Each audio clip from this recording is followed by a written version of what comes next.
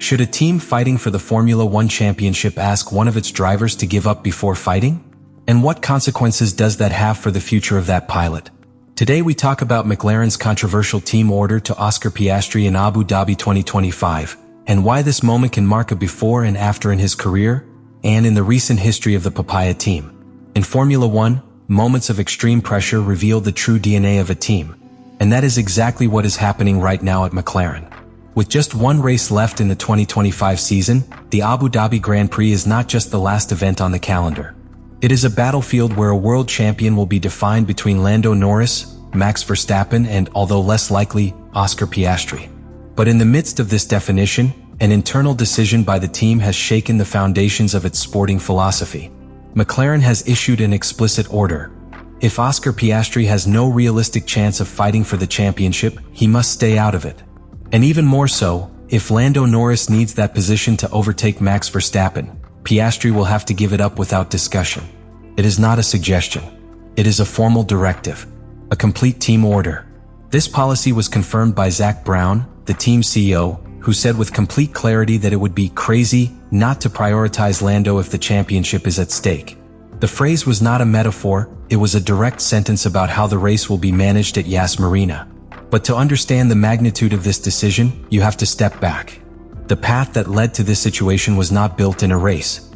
Lando Norris arrived in Abu Dhabi with an advantage of only 12 points over Verstappen, and Oscar Piastri with a disadvantage of 16 points compared to the leader. On paper, all three still have mathematical options. But the reality of the paddock, the team's internal simulations, and the simple analysis of race pace indicate that the real probabilities are reduced to two: Norris and Verstappen. This puts Piastri in strategic limbo. It's close but not close enough. He is competitive, but he is not the favorite. And in that margin of uncertainty, McLaren has chosen to bet everything on a single card: Lando. The decision makes sense if you analyze it coldly. McLaren has gone decades without a world champion drivers. Their last individual title was in 2008 with Lewis Hamilton, and since then, glory has eluded them. They won the Constructors' Championship in 2024, but they know that a driver's title has a completely different impact: historical prestige, marketing, legacy. That is why they have chosen to protect Norris, their flagship driver, the one who has been with them since 2019, the one who has grown with the team and is now one step away from achieving the dream. But this rational calculation collides directly with an emotional bomb: the sacrifice of Oscar Piastri. The order not to attack, although conditional and limited to certain circumstances, goes against the spirit of pure competition so celebrated in F1. Oscar Piastri is not a squire. He is an emerging talent, fast, calculating, and hungry for victory. He has not made any serious strategic errors during the season. It has been consistent. He has always respected the team's guidelines. And now, at the decisive moment, he is asked to step aside. The irony is that this situation is reminiscent of one of the most tense episodes in recent sports history: the infamous multi-21 between Vettel and Webber at Red Bull. The difference is that this time, McLaren is not improvising. He is planning. He's shielding his number one pilot. But in the process, he's sending a potentially dangerous message: that on this team, even if you're up to par, you won't always have a fighting chance. This is the context. It is not simply a team order. It is a declaration of priorities. It's an all-or-nothing bet for the title. And it is, without a doubt, a decision that will have consequences far beyond Sunday in Abu Dhabi. Behind the scenes, as the paddock lights shine and the spotlights shine on the battle between Norris and Verstappen, a silent storm is brewing at McLaren. And it is not an exaggeration. Because when a team makes a decision like this to ask a driver to give up his natural right to compete, what is at stake is not just a sporting result. It is the trust, structure, and cohesion of the team. And all that at McLaren begins to creak. The key figure in this tension is Mark Webber. The former Australian pilot, now converted into Oscar Piastri's representative, is not new to this type of conflict. He experienced firsthand the famous internal Cold War at Red Bull during his time with Sebastian Vettel. And since then, his views on sporting justice and equal treatment have become inflexible.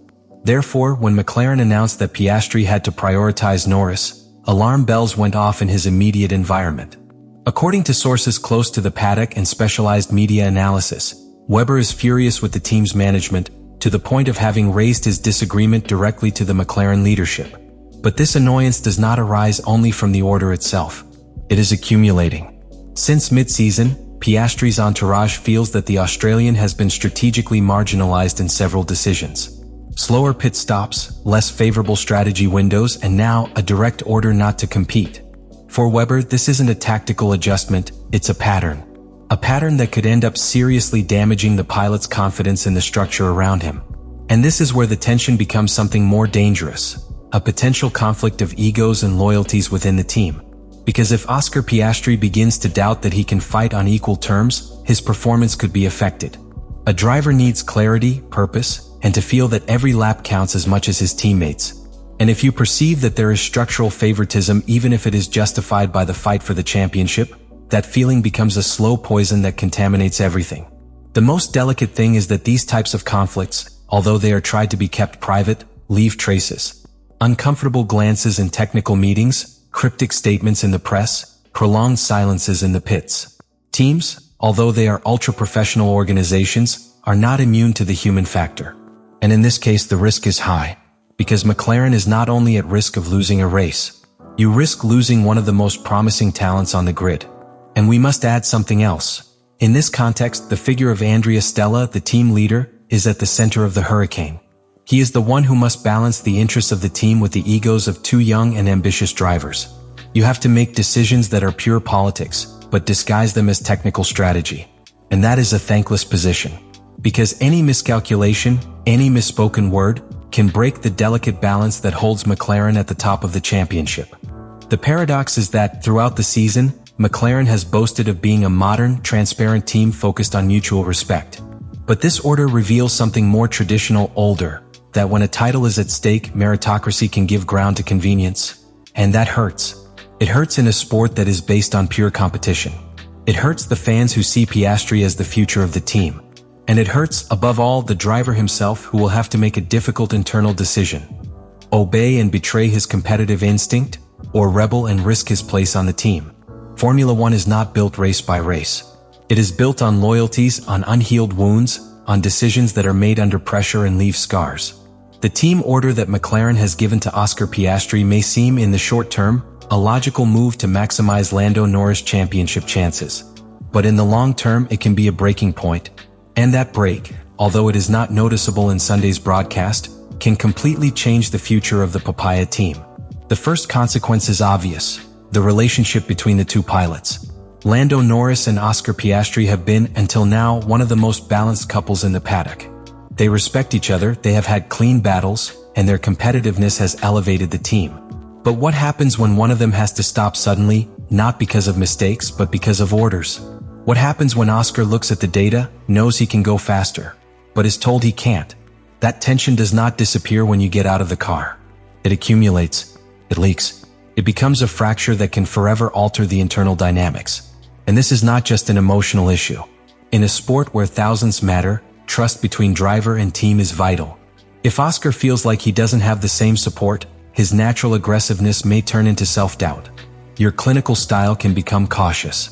And that, in a young driver, can mean losing the most valuable thing: the competitive instinct. Furthermore, these types of decisions do not go unnoticed by the rest of the paddock. Rival teams observe, analyze, make their calculations. In the not-too-distant future, if Oscar Piastri finds himself in an ambiguous contractual situation, there will be no shortage of calls from other teams. Teams that see him as an unfairly limited talent. Ferrari, Mercedes, even Red Bull, if they were to lose Verstappen, could see in him a hungry driver with something to prove, with a thirst for revenge. Lando Norris has more than earned the right to fight for the championship. He has been constant, fast, mature. He is the visible face of McLaren's resurrection. But Oscar Piastri has also done everything he should.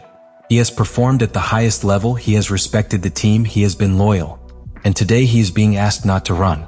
Let him look at someone else's title from the rearview mirror. Let him stop, not because he failed, but because his success threatens the narrative the team has decided to protect. What would you do if you were Zach Brown? Would you protect the championship at all costs, or would you allow your drivers to compete as equals with no strings attached? And if you were Piastri, would you obey without protest, or would you fight for your legacy? Leave your opinion in the comments what you think about all this.